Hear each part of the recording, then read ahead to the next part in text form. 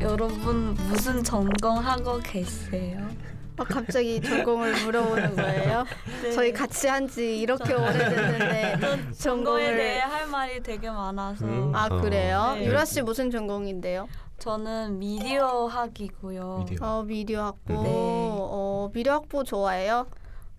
좋죠. 근데 저희 학교 같은 경우는 미디어 학부 더 상세하게 미디어를 구분하지 않고 그냥 다들 다 같이 한 미디어 학부에 속한 거예요. 자기가 원하는 수업 선택해서 들으면 되는 거예요. 네, 되게 좋네요. 네, 근데 안 좋은 점도 있어요. 왜 네. 갑자기 험담을 학교 보고 있을 수도 있는데 관계자분께서. 네, 저는 애초에 광고에 관심이 있어서 미디어를 선택하게 공부하기로 결정했는데 근데 네. 지금 보니까 하부에서 여러 종류 수업 다 들어 있으니까 네. 광고에 관한 수업 별로 많지가 않아요. 네. 그럴 수도 있겠네요. 준영 씨는 아닌가요? 아니에요. 오래 만났다고 하지 않았어요? 기억이 갑자기. 근데 현웅 씨는 경영학과. 네, 제가 경영학과 다니고 있어요. 네. 현웅 씨는 경영학과 원래 들어가고 싶으셨어요? 아니요, 저는 이제 맞춰 들어간 거죠. 그러니까 이제 수능을 보고 나서 이제 대학에 이렇게 들어가는데 네. 수능 시험 딱 치고 이제 제가 들어가고 싶은 학과는 이제 원래 심리학과였거든요. 네네. 근데 이제 심리학과를 들어가야지 하고 이제 몇 개 집어넣고. 근데 이제 부모님이 좀 권유를 하셨어요. 이제 경영학과 이제 아무데나 한번 넣어봐라 그래가지고 네. 막상 이제 지원하고 나니까 심리학과를 제가 이제 떨어졌거든요. 네. 좀 아쉽게 떨어지고 나니까 이제 다른 데를 별로 가고 싶지가 않은 거예요. 그래서 남은 데 보니까 그냥 경영학과가 있어서 경영학과 가자 이러고 간 게 경영학과예요. 저는 바이오 시스템 의과학부인데 사실 저는 가고 싶었던 과가 딱히 없었어요. 그래서 이제 학교 홈페이지를 들어가서 과 소개가 있고 그리고 어떤 수업이 개설되는지 다 나와 있거든요. 그걸 하나하나 다 봤어요. 저는 보다가 이제 지금 저희 과의 홈페이지에 써져 있는 내용 중에 생명의 다양성 연구 그리고 질병 유발 인자의 발견 그리고 약물 및 세포 치료제 개발 막 이런 게 써져 있는 거예요. 그래서 이거 되게 재밌겠다. 좀 뭔가 그때 제 생각으로는 어쨌든 간에 이제 저희는 다 생명인 거고 본질은 그 생명이니까 좀 본질적인 걸 배우는 게 좋지 않을까 싶어서 이과를 선택하게 됐거든요. 그래서 들어가면서 지금 제가 2학년 2학기인데 잘 선택한 것 같아요. 저는 이제 무슨 산업 정보 비슷했어요. 그렇죠. 제 전공은 이제 산업정보시스템공학과라고 하는데 원래 그 산업정보시스템공학과의 모태는 산업공학과예요. 근데 이제 정보가 분야 아니면 IT가 중심돼서 또 다른 단어가 분야, 경영이 분야라고 해서 이제 산업경영공학과라고 개설되어 있는 대학교도 있고요. 저희 학교처럼 산업정보시스템공학과로 개설되어 있는 학교도 있는데 하지만 그 모태는 산업공학과예요. 대학교를 이제 전공을 선택할 때 저는 이과를 나왔음에도 불구하고 이제 화공이나 기계처럼 한 분야에 대해서 특별히 흥미를 느끼지 못해가지고 좀 더 넓은 분야를 공부하고 싶다라는 생각이 이렇게 찾아보던 중에 산업공학과가 이제 공대 쪽에서 경영학과라고 불리고 있거든요. 공대 경영학과 이제 그런 공대 경영학인데 이제 수리적 통계적 지식을 추가하는 거죠. 그래서 이쪽 분야를 배우면 좀 재밌겠다 싶어가지고 이제 선택하게 됐어요. 다 다르네요, 과가 이렇게. 그렇죠, 다 달라요. 완전 달라요. 미디어, 경영, 바이오, 여기 산업정보.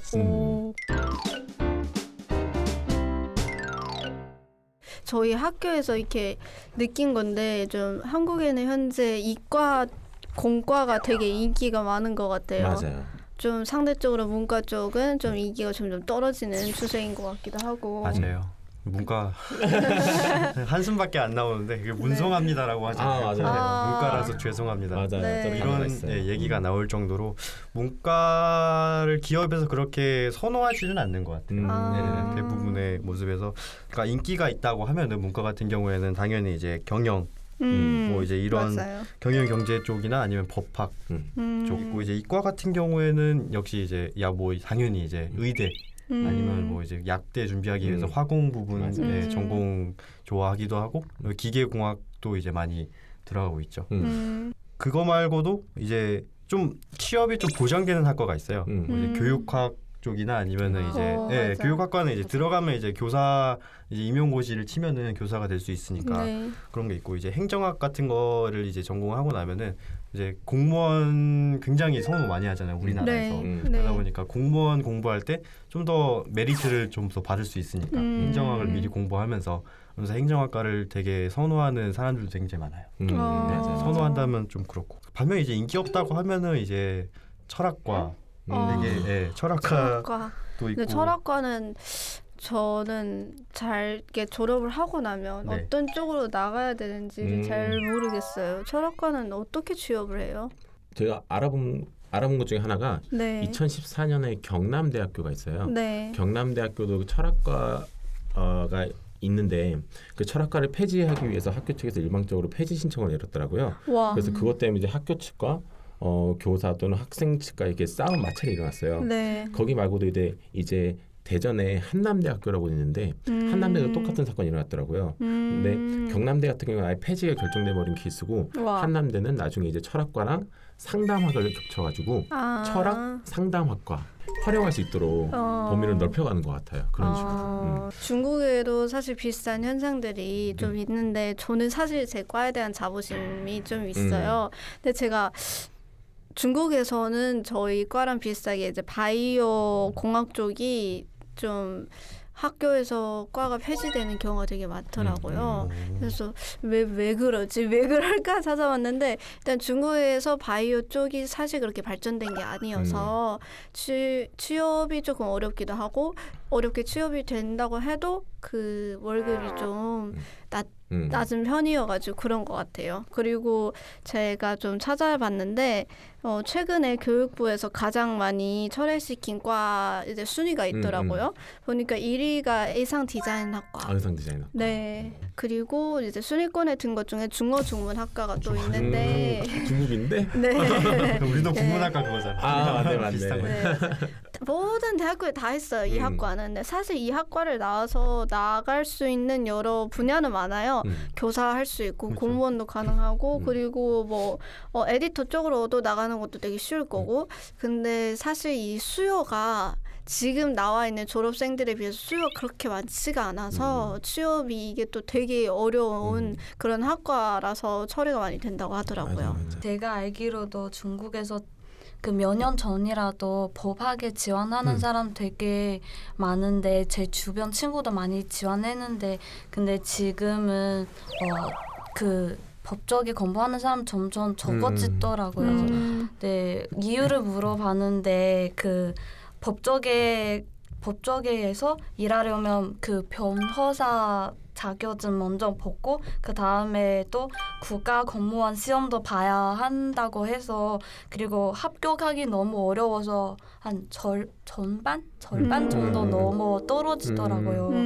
그리고 중국 지금 그 법조계 근무 환경도 더 발전 필요가 있어 그 좋은 편이 아니라서 그쪽에 일하면 되게 힘들고 월급도 적고 안전선도 보존할 수 없어서 네. 인기 있는 과 같은 경우도 이게 사회를 되게 흐름을 타는 것 같아요. 네, 맞아요. 뭐 빅데이터가 한참 떴을 때는 통계학과 엄청 붐이었잖아요. 맞아. 그리고 예전에 좀 더 거슬러 올라와서 황우석 박사님 시절 때는 생명공학과 이쪽이 붐이었단 말이에요. 황우석 박사님 수업 시간에 교수님이 말씀해 주셨다. 이런 식으로 이제 취업이 잘 되는 과, 인기 있는 과가 이렇게 붐이 일어나기도 하고 내려가기도 하고 이게 유행을 타는 것 같아요. 맞아요. 중국에서도 최근에는 제가 인기 있는 학과 순위 같은 걸 찾아봤는데 최근에는 1위가 그래도 금융 쪽이 1위더라고요. 중국의 찐롱쉐라고 하는 금융학과? 굳이 번역하자면 그렇게 되는데 이게 1위고 2위가 토목공학과. 토목공학과. 네, 공대가 이제 점점 오르고 있는 추세인 것 같고요. 3위가 국제경제마케팅. 그리고 나머지는 뭐 회계학과, 뭐 경제학과도 있긴 하지만 대부분 공학 그리고 의과학 네 쪽이 좀 순위에 많이 올라가 있어요. 중국 지금까지의 분위기도 공학의 전공 되게 인기가 많은 분위기예요. 네, 계속 지금까지도. 네, 유라 씨 원래 공학 아니었어요? 중국에 있는 대학에 공학 쪽에 2년 다녀다가 퇴학했어요. 어떤 그 환경공학? 환경공학? 네. 자퇴. 퇴학했어요. 그럼 뭔가 굉장히 이제 F를 한 6개 맞고 나간 강한 듯한 느낌이 자퇴했다. 약간 안 맞아서 이렇게 네. 자퇴한 것이죠. 사이로. 네, 안 맞아서. 네. 하루 종일 주말에도 실험실에서 주말에도 방학 없이 실험실 계속 실험하고. 진짜 힘들겠다. 지금 취업하신 분들께서 하신 얘기 중에 제일 많은 게 너 네 전공을 살려서 취업하기 되게 힘들 거다라는 얘기를 되게 많이 들었어요. 거의 다 전공 따라 안 간다고 얘기를 하시더라고요. 근데 저는 살릴 거예요. 멋있어. 저는 제 전공 살려서 취업하고 싶습니다. 저는 지금 제가 배우는 내용들 되게 흥미있고 그리고 되게 일단 재밌고 하기 때문에 저는 제 전공 최대한 전공 살려서 취업할 거예요. 유라 씨도 아까 말한 듯이 제가 광고에 대한 관심이 있어서 네. 이거 선택하게 돼서 그래서 네. 저도 살릴 거예요. 계획대로 잘 되는지 모르겠지만 저는 고향에 있는 방송국이나 네, 광고 회사에 취직할 예정이에요. 무조건 돌아가겠다. 일단 저는 하고 싶은 분야가 그쪽이랑은 좀 다른 편이라서 저는 비행 쪽으로 항공 쪽을 하고 싶다 보니까 그래도 제가 배우고 있는 전공을 나중에 뭐 10년 지나 제가 이제 비행기에서 내려서 이제 이상직으로 전환을 할 때 그쪽 관련된 업무를 통해서 배정을 받는다면은 네. 제가 배웠던 전공도 써먹을 수 있고 남보다 조금 더 잘할 수 있으니까 그때는 아마 활용할 수 있지 않을까 싶어요. 아주 되게 먼 미래를 보고 하고 있는 네. 거라서 당장 이렇게 활용하겠다라고는 말씀을 못 드릴 것 같아요. 큰 그림. 큰 그림 진짜로. 저는 물론 저도 이제 지금 당연히 준비를 해야 되니까 당연히 이제 제 전공을 살려야 된다고 생각을 하는데 만약에 이제 그런 거 있잖아요. 막 타임머신을 타고 고등학교로 이제 돌아갈 수 있다면 네. 저는 그때 이제 왜냐면은 한국 학생들은 고등학생 때 이제 이과랑 문과랑 선택을 하잖아요. 네. 근데 이게 선택을 할 때 저희는 이제 뭐 설명을 뭐 몇 달 동안 이렇게 하고 뭐 일주일 동안 뭐 얘기해 보세요 뭐 이런 걸 하고 뭐 이런 게 아니고 그냥 종이를 줘요. 맞아요. 네, 종이 주면 여기 안에 이제 문과, 이과 이렇게 양옆으로 이렇게 선택하는 칸이 있어요.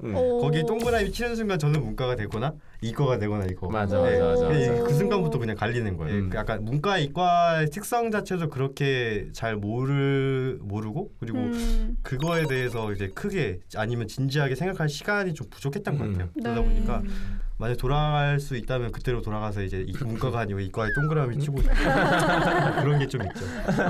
저는 이미 타임머신 한번 타봤어요. 근데 그러니까 두 번의 선택을 했었으니까. 그래서 지금은 미디어학 진짜 후회가 없어요. 후회가 없다. 네. 학교에 대한 후회가 있을 뿐. 네, 근데 다시 기회 하나 더 주신다면. 네. 안 줘요. 그런 거 없어. 안 줘요. 기회 없어. 네, 학교를 또 다시 생각해봐야 될 것 같아요. 저는 똑같을 것 같아요. 똑같을 것 같아요. 네, 저는 학교도 그대로, 과도 그대로. 일단 과는 제가 좋아해서 그대로인 것 같고 학교는 제가 이 학교에 들어와서 만난 친구들이 다 너무 좋아요. 교수님들 좋고 그래서 유라 씨도 만났잖아요. 바람직하죠? 저랑 너무 다르네요. 물론 저도 이제 좋은 사람들 많이 만나고 뭐 이러긴 했겠지만 뭐 이제 똑같은 사람들 계속 만날 수 있고 막 이런다면은 이제 그때로 돌아가가지고 문과로 동그라미 치려는 저에게 야 정신 차려 뺨 때리고 뺨을 그냥 확 때리고 정신 들 때까지 때리고 이과에 동그라미 네, 대륙을 뒤흔들고 세계로 뻗어나가는 중국 기업들 심층적으로 낱낱이 분석해보는 시간입니다. 네. 한국에 처음으로 대형 기획사가 생겨난 때를 생각해보면 아이돌의 시조새 격인 H.O.T를 꼽을 수 있는데요. 그렇죠. 네, 이 체계적인 기획과 관리 속에서 체계적인 과정을 통해서 연예인을 양성해낸다는 새로운 개념을 제시했죠. 혹시 보미 씨는 클럽 H.O.T 하얀색 풍선인가요? 아, 저는 아닌가요? 잭스키스. 아, 노란색이요. 노란색. 네. 알겠습니다. 이게 90년대부터 아이돌이 등장하면서 네. 한국에는 본격적으로 이 엔터테인먼트 시장이 활성화되기 시작을 했는데 네. 최근에는 중국에서도 이런 현상이 두드러지고 있다고 합니다. 네. 우리나라는 이게 90년대에 본격적으로 엔터테인먼트 시장이 발달하면서 대중문화의 급격한 발전이 있었다고 하잖아요. 네. 근데 중국은 우리랑 좀 다른 점이 대중문화가 지금만큼 이렇게 발달하기 전에 1인 미디어 시장이 먼저 발달했다는 특징이 우리와 참 다른 점이라고 볼 수 있겠습니다. 그러니까 중국에서는 뭐 왕홍, 인터넷 스타라던가 아니면 연예인 한 명, 개인이 이제 뭔가 대중문화를 이끌어 왔다고 하면 이제는 소속사에서 연예인 전문 양성 시스템을 갖추고 체계적인 매니지먼트를 통해서 스타를 배출하는 방향으로 바뀌고 있다는 거죠. 네, 그래서 바로 오늘은 그 이야기를 한번 나눠볼까 하는데요. 오늘의 주제는 중국의 엔터테인먼트 시장입니다. 네. 요즘 중국 방송 프로그램들을 보면 정말 규모도 커지고 다양해졌다는 생각이 드는데요. 이런 변화가 최근에 일어난 건가요? 2010년대 초반까지만 해도 제가 중국에 출장을 가서 TV를 딱 틀면 한국 드라마들이 엄청 많았어요. 그리고 더빙만 딱 한. 네, 그래서 너무 반가운 마음이 있었는데 네. 요즘은 딱 중국 가서 이제 TV를 틀면 한국 드라마를 찾아보기 좀 힘들고 네, 중국 자체에서 제작한 드라마들이 많고요. 오락 프로그램도 마찬가지죠. 예전에는 다 우리 한국 오락 프로그램을 약간 리메이크하는 것들이 많았는데 요즘은 또 자체적으로 많은 그 프로그램들을 제작을 하고 있는 것 같더라고요. 네. 네. 요즘에 제가 뭐 중국 예능 프로그램을 참 많이 좋아해서 챙겨보는데요. 한국에서 그 노래 관련된 예능 프로그램 판권을 되게 많이 사갔던 것 같아요. 그래서 뭐 나가수, 쇼미더머니, 복면가왕도 있고 또 그 판듀도 있고 또 보이스 오브 차이나도 있고 엄청 많네요. 그러니까 그런 음악 프로그램이 굉장히 많아져서 아마 앞으로는 좀 한국의 판권을 사기보단 중국 자체 프로그램, 중국 여시아처럼 쇼미더머니 같은 프로그램이 더 많이 생기지 않을까라는 생각이 들긴 하더라고요. 네. 어쩌면 지금 중국의 연예 시장이 황금기를 맞이했다고 볼 수 있겠는데요. 대중문화 시장이 본격적인 성장기에 진입을 했고 또 성장의 가속도가 붙고 있다는 겁니다. 네. 이런 변화 속에서 중국의 대중문화는 어떤 방향으로 성장을 하고 있고 또 그에 맞춰서 중국의 엔터테인먼트 시장은 어떻게 성장하고 있는지 지금부터 키워드로 한번 알아보도록 하겠습니다. 네, 키워드 하나, 기획사는 커야 제맛이죠,입니다. 외모 관리나 실력, 그리고 매너까지 아주 다방면에서 높은 자질을 갖춘 연예인에 대한 수요가 높아지면서 이런 대형 기획사들이 속속 등장하고 있는데요. 네, 이 한국의 1세대 아이돌을 보면 비주얼만 담당하는 멤버, 또 이제 노래만 담당하는 멤버 이런 식으로 나누어져 있었잖아요. 근데 요즘 등장하는 아이돌들을 보면요, 멤버 한 명 한 명이 다 외모면 외모, 실력이면 실력 갖추고 있더라고요. 맞아요, 못하는 게 없어요. 그래서 요즘에 중국에서도 다방면으로 활동하는 아이돌들이 되게 많은데요. 저는 중국 아이돌이라서 정말 놀랬던 게 TF 보이즈라는 아이돌 그룹이 있어요. 애기들. 1999년생이 리더고요. 2000년생 멤버 이렇게 해가지고 애기들. 귀여워 아주. 세 명에서 아이돌인데 지금 이분들이요. 거의 중국 전체를 다 잡고 있어요. 그래서 뭐 예능, CF, 드라마, 연기면 연기, 노래면 노래, 뭐 춘왕 같은 중국의 명절 프로그램에도 나올 만큼 정말 많은 사랑을 받고 있는 걸 보면요. 아, 이제 중국도 이렇게 체계적인 매니지먼트를 통해서 양성을 하는구나라는 걸 체감을 할 수 있었던 것 같아요. 네. 우리나라에서는 뭐 SM이 있고 YG가 있고 또 JYP 이렇게 3대 대형 기획사들이 있는데 이렇게 여러 기획사들이 생겨나면서 엔터테인먼트 시장이 급속도로 성장을 해왔는데 중국은 여태까지 그런 시스템 같은 게 없었던 건가요?